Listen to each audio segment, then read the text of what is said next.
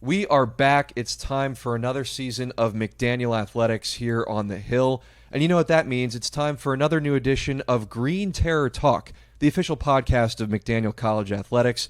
I'm your host, Avery Newport. Happy to be joined here today by Steve Corrieri, head coach of the men's soccer team on the Hill, and he's going to help me preview the men's soccer season. Steve, great to have you back on the show, and it's a great time to be back on campus. The students are back, classes are underway, and it's a nice time to be back on the Hill.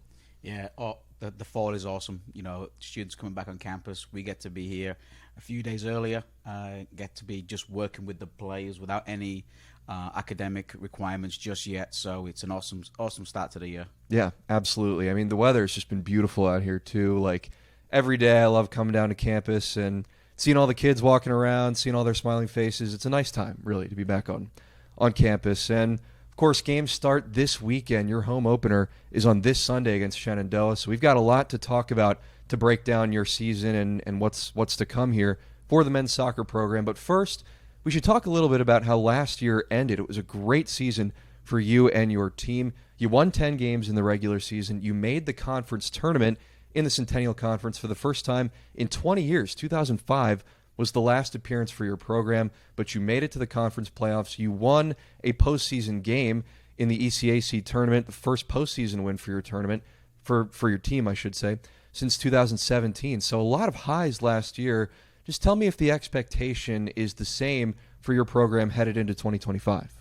I think the expectation actually, Avery, is higher because of what happened last year. I think that's kind of the goal for every program, is to achieve more than what you did the previous year. So we have a lot of returning guys that are expecting and are working towards that goal. So we're excited about it, but we realize that what happened last year doesn't give us any right to expect it to achieve again without rolling our sleeves up and getting back to work again. So we're excited about the opportunity and the potential that we have, but also know that it's not going to be an easy route.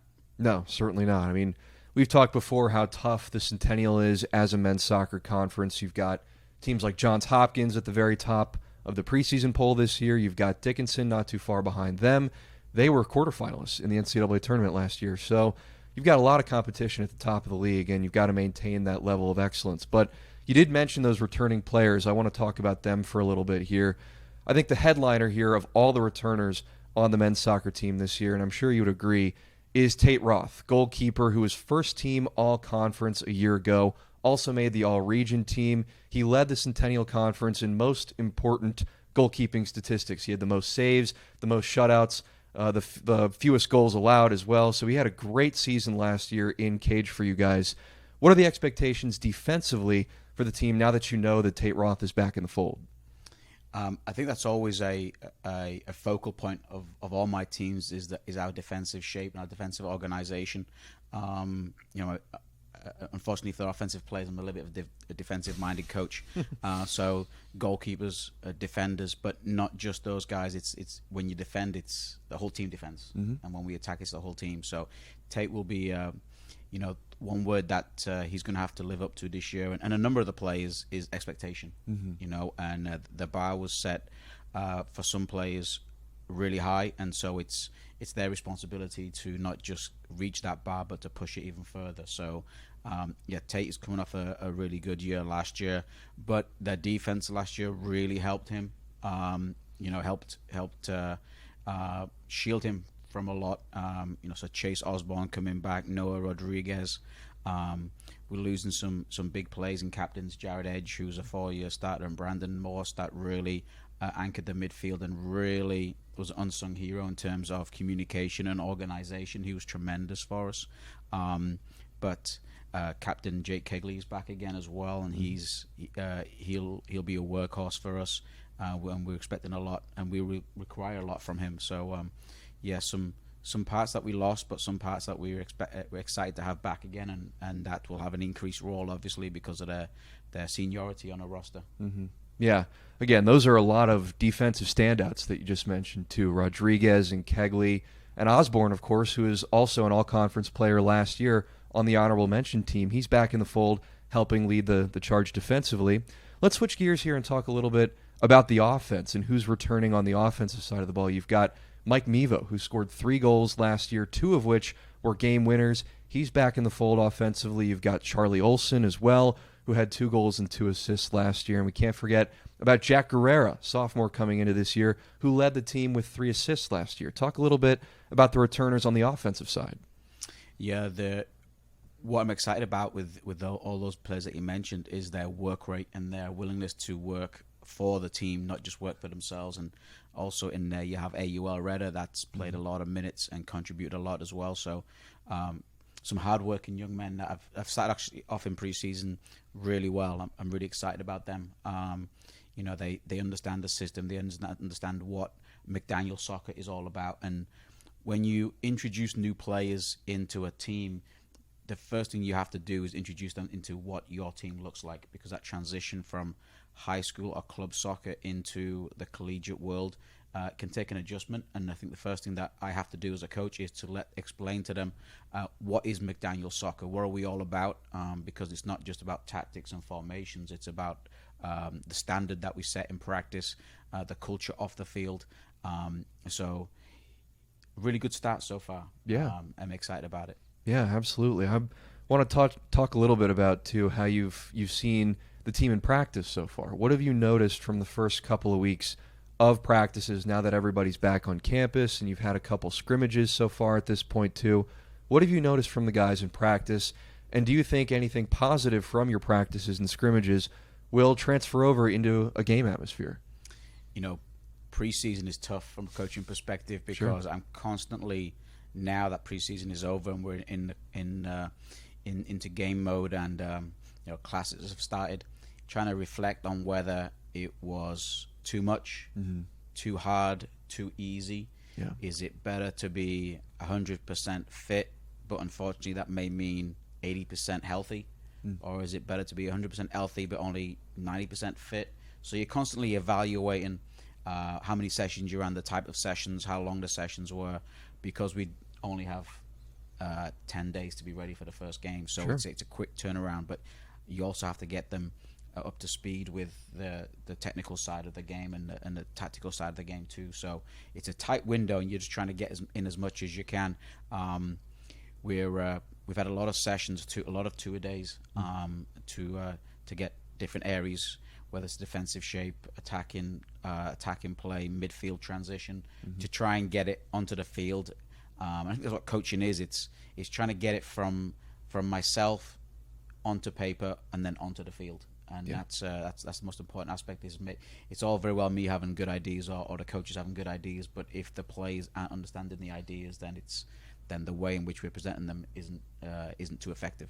Yeah, for sure. This is a time of experimentation in a lot of ways too, right? Because you've got some newcomers coming in that are going to make an impact on the team, and this is just a time to see what you have and what you can work with. And as you mentioned, implementing game plans and different ideas about strategy and formation and such into their heads at an early point of the season, right? So you're not having to scramble during the regular season. All that kind of stuff happens during training camp, during the first couple of weeks back on campus. That's when you really have that time to refine a lot of those little things that really make a difference in winning and losing.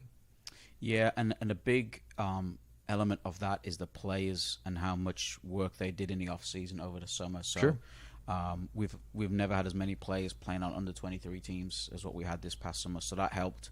That helped. It can be a little bit of a touchy subject because you want as many players playing as possible so they come in fit and technically ready. But there's also the element of that where they're maybe picking up injuries because they're playing all the way through until late July, early August. So some boys came back with some bumps and bruises, but the general level of the entire roster was really good. A number of players that are coming back, so it's not like a complete overhaul of trying to introduce 6-7 new players into the starting lineup. You know, it's maybe only 2 or 3. So that helps with the returning guys kind of teaching the system as much as what us coaches will be doing too. Yeah, really helpful too. And I think we've talked about this before here on this show, but it's also important to have an established culture set up where that transition is a lot easier for the younger guys or the newer guys. And as you mentioned, having those veteran players who've been here, who understand the system, who know what you're about as a coach too, can really make your job a lot easier because they can help the new guys transition and become a part of that culture and a part of that team. That's a big part of of being a team that isn't really mentioned all that much.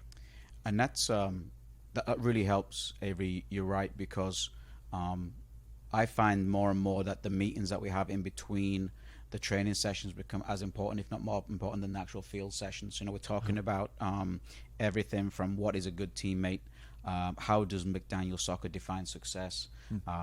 It's not just about wins and losses, but in terms of best effort in the classroom, team GPA, community service work, all these elements that isn't reflected on our wins and losses record. But for us, for players to appreciate what the culture is, it's more than just soccer. And so having players that have been in the system and in the program and have done all this extracurricular work, and they are my voice as much as what mine is, and they hold themselves but also their teammates to a high standard off the field. How they conduct themselves in the dining hall, what they're eating, getting to bed on time, all the extra elements that we define as part of our culture and what is success to McDaniel soccer. Yeah, absolutely. And I think all those things really paid off tremendously last year, because you made the playoffs in the Centennial Conference. You won a postseason game in the ECAC tournament. Clearly what you're practicing and trying to preach to the guys off the field and off the pitch is working. And there's clearly a culture here of success. And very cool to see that and be a part of it. I want to transition here a little bit and talk some about the newcomers on the team this year. You've got a couple guys that are transferring into the program that have already had experience playing college soccer. One of them actually used to play here at McDaniel, Carver Neary. I want to talk about him for a little bit, who started his collegiate career here at McDaniel, then transferred to Lynchburg last season, and then is returning to the Hill this year for his senior year. Another transfer into the program this year is Trevor Grodsky, who played at Salisbury last year and is coming on to the team this season. Tell me a little bit about those two guys and any other newcomers, any other first years that we should pay attention to. Choosing the right college isn't easy. Yeah. And I know that from first-hand experience as now a dad whose eldest child is going through their very true search. That's so right. Yeah. Trying to find it from that element is really tricky. And so through no fault of anybody's, sometimes players end up in the wrong place or a place that it doesn't quite fit them. Both Trevor and Carver, above anything soccer-wise and standards and tactics and technical ability, are both great young men. Yeah. And that's something that I value higher than any soccer element. Having doubts on a person's character is something that we won't allow into the program. But both Carver and Trevor, above everything else, are both great young lads that I'm excited to work with. Carver was here for a couple of years and came back again, and it's just a joy for me to get to work with him on a daily basis, because he's a great guy to have around the locker room, on the field, and just fits in really well with everything that we do. We got 29 good guys that I'm really excited about, and Trevor as well. I knew Trevor because of the transfer situation is always tricky, because you never quite know what happened, why a player is leaving. But I knew him for a year or two before he committed to Salisbury, and so I knew everything about him. I obviously knew the family really well, and so I had some kind of experience with him before he went off the collegiate world. And so when he was interested, it was a no-brainer for me, because I'd had that relationship with him ahead of time. Sure. And the same with Carver. So both great kids that I enjoy working with, and not even on the field, but talking to and sitting down and having a chat with. So two great guys. But yeah, we have a really strong incoming class that I'm excited about, and we'll be expecting a lot from all the positions. We have some really dynamic, sharp, attacking players, some good, strong, physical, technical midfielders, and some disciplined defenders. So, and a goalkeeper. Right. So we really have everything in this recruit class. It was a pretty big one, because we were graduating a lot of guys. Excited about what we did in the off season to have this group come and join us, and they've already hit the ground running. So yeah, really excited about that. Yeah, excellent. You did mention the new goalkeeper coming in, Ben Cunningham, is who I believe you're referring to, who is in a great position, I think, because he gets to learn under a first-team all-conference goalkeeper right now in Tate Roth, and maybe get a little experience here in the non-conference schedule too. Get him some time out on the pitch and just see how he molds into the college game. He's got a great mentor to learn under this year, and who knows, he can maybe take the leap in a couple years or two. But Yeah, really cool to hear all the positive signs so far about the incoming class. But I want to switch and focus now on the schedule. Obviously, you've got a lot of expectations now coming into this season, having won 10 games last year, having made the postseason in both the Centennial Conference and the ECAC Championship. There are definitely some expectations on your team now this year, and you've got things started off against a really tough opponent here at home on August 31st against Shenandoah, one of the top teams in the ODAC from a season ago. They also won 10 games.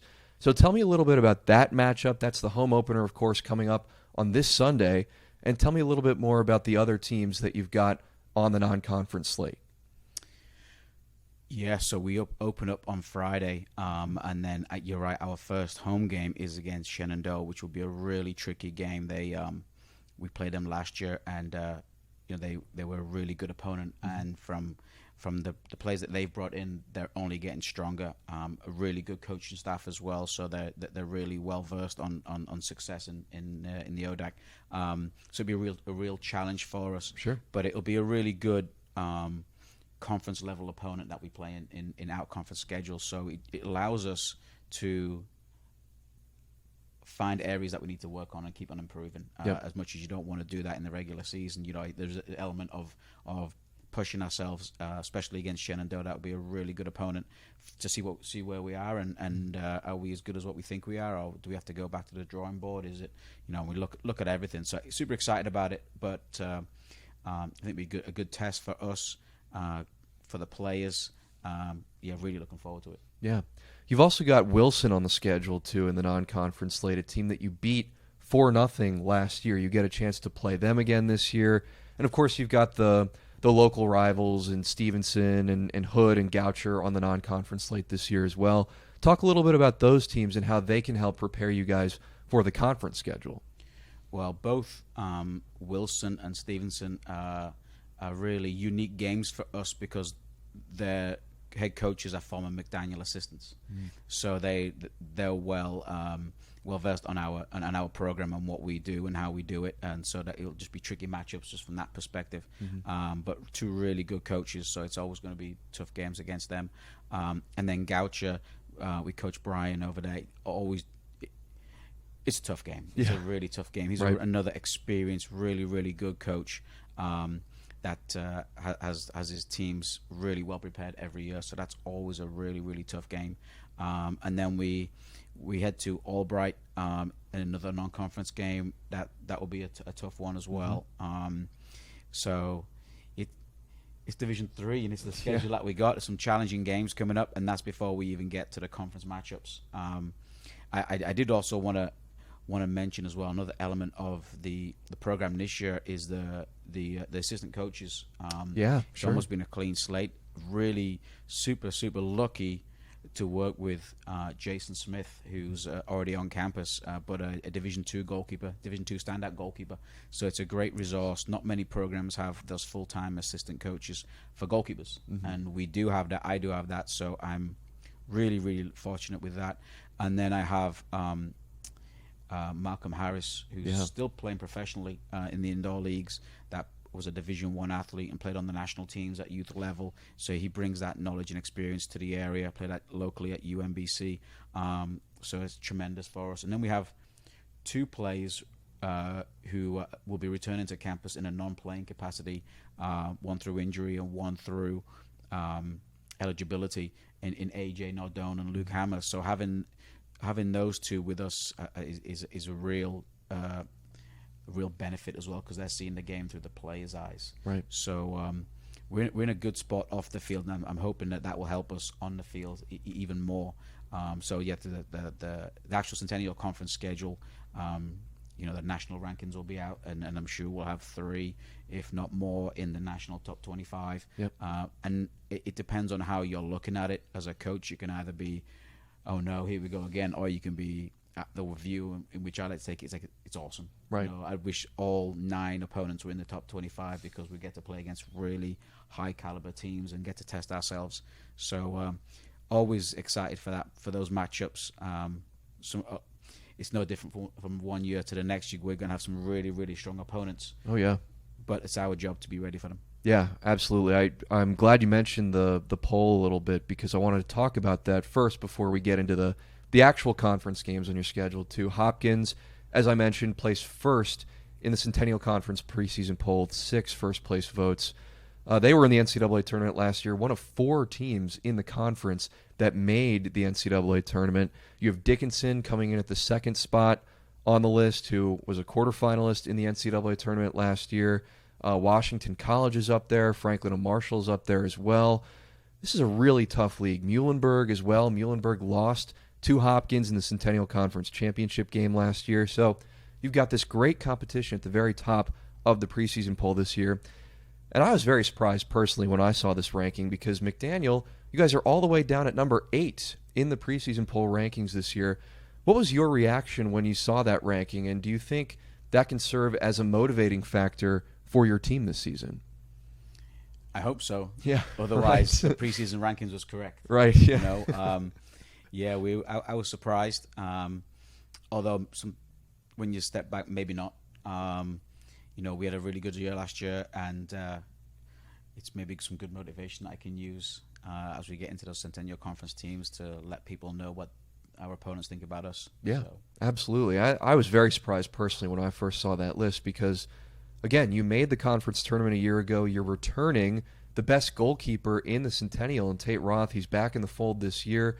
I thought those 2 factors alone would have pushed you guys maybe up to 5 or 6 in the ranking, but 8 seemed very low to me personally. But again, the good thing about receiving a ranking like that is that you are motivated, right? It is bulletin board material for your team. Hey, these guys think that we aren't among the elite teams in the league. Let's prove them wrong this year and show them what they're missing out on. So definitely a positive if you can pull one from that ranking to start the year. Because again, I think when I first saw those rankings, I raised my eyebrows. I could not believe it, frankly. But that's just how things roll, and that's just another obstacle you guys have to overcome this year is to prove that you are among the elite teams in the Centennial. You were able to do that a year ago, and the challenge is to repeat that and exceed that expectation this year.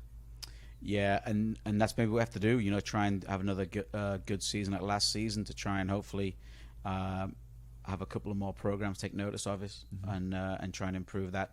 But really, preseason rankings, they're all nice to talk about, but it doesn't really mean much. The talking has got to be on the field, in between the lines, and that's what we have to do, regardless of whether we're ranked number 1 or in Johns Hopkins' shoes or number 10. So, getting back onto the field and being ready for these big challenges is what it's all about. And we're always going to be a performance-oriented team, not just a results-oriented team. If you play badly and win, that's not a real recipe for success. But if you play really, really well, the good chances are that will be reflected in the scoreline at the end of the game. So performance is above anything else. Yeah, exactly. I mean, you mentioned it. You hit the nail right on the head. Preseason rankings are fun to talk about when they first come out. They were released yesterday by the conference, but we'll all forget about them come November when it's time for postseason, and the schedule and the standings have changed rapidly since the first rankings were released in August. So definitely a good motivating factor for your team heading into this year. Now let's get into the rest of what the conference schedule is going to look like. You've got a couple of major games here at home at the soccer complex. Johns Hopkins comes here to the soccer complex during the season, as does Muhlenberg on October 11th, the team that you faced off with in the postseason in the Centennial Conference tournament a year ago. Talk about those 2 matchups and what the rest of the conference schedule looks like for you guys. Yeah, it's an accumulation effect. It's hard to take one game in isolation because you're playing regionally, if not nationally ranked teams every 4 days. Yeah. And so it's a tough ask to go again, and that's where the depth of the squad comes in. And so it's playing one team, in isolation is tough. But if you could have a week or even longer to prepare, it would be a little bit easier. And I think the turnaround for Johns Hopkins is going from a Saturday game to a Tuesday game. So it's even a day shorter. It's 1 day of rest. Yeah. It's a fewer days. So, that's where recovery will have to be really important, but also the fitness levels going into that stage of the season. But maybe it'll work in our hands work in our favor that we have players with experience of those situations, and vitally for this year, players with experience of winning. Yeah. Some big games. So that's as important as anything else as well. Is the expectation and managing expectation and managing games, and believing in themselves, and knowing they have what it takes to and knowing the recipe, what it takes to win these big games. Yeah. I think you mentioned it earlier too when you were talking about your coaching staff for this season.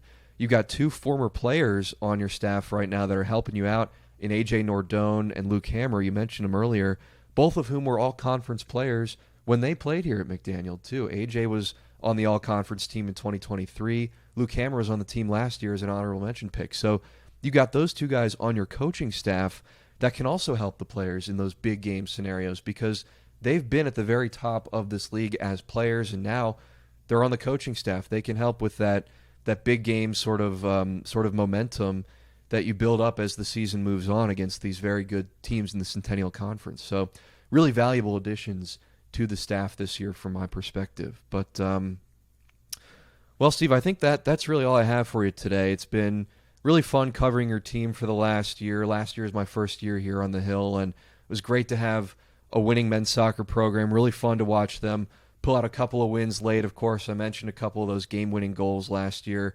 Beating Washington College here at home was a big highlight. 1-0. Mike Mevo scored the winner in that one. Mevo also scored the winner on the road at Gettysburg, another great win for you guys. So a lot of close, clutch wins for your team last year, and I hope that same sort of clutch factor can repeat this year as the season gets underway in the next couple of weeks. Thank you. Yeah, we're really looking forward to the season, and you never know quite what to expect until you get onto the grass. There's a lot of elements that you can't predict. The weather, as you mentioned earlier, pre-season's been unbelievable. It's been so cool. It's almost like a fall out there. But this weekend we're playing 2 games in 3 days. Yep. Increase in temperature in the weather, injuries when they come across, and so there's a lot of things, and it's just I think the most successful teams are the ones that are able to roll with the punches. Yeah. And have veteran players that understand the rhythm of the season. How fresh everybody's going to be at the start of the season, and how when it gets to mid-October, it's less about performance, or less about trying to be healthy, but trying to manage yourself and manage your body to try and put yourself in the best position possible to put in a good performance, and ultimately that will relate to a positive result. Yep. It's a long season, it really is. But again, you guys have weathered the storm last year, making the Centennial Conference Tournament, winning a postseason game in the ECAC Championship. High expectations for your team this year, and I can't wait to see how the team shapes out. Of course, the home opener for this season is August 31st, this Sunday, right here at the soccer complex against Shenandoah. Don't want to miss that one, folks. The men's soccer team is legit again this year. It's really going to be fun to watch you guys play. Coach, thank you very much for coming on the show, and best of luck to you and your guys in 2025. Thank you, Avery. Appreciate it. This has been Green Terror Talk, the official podcast of McDaniel College Athletics. Folks, it's a great time of year. The fall season is just a few days away. Come out and support your Green Terror. Thank you very much for watching and listening to today's episode. We'll be back with a preview of the women's soccer season on our next edition. Thank you very much.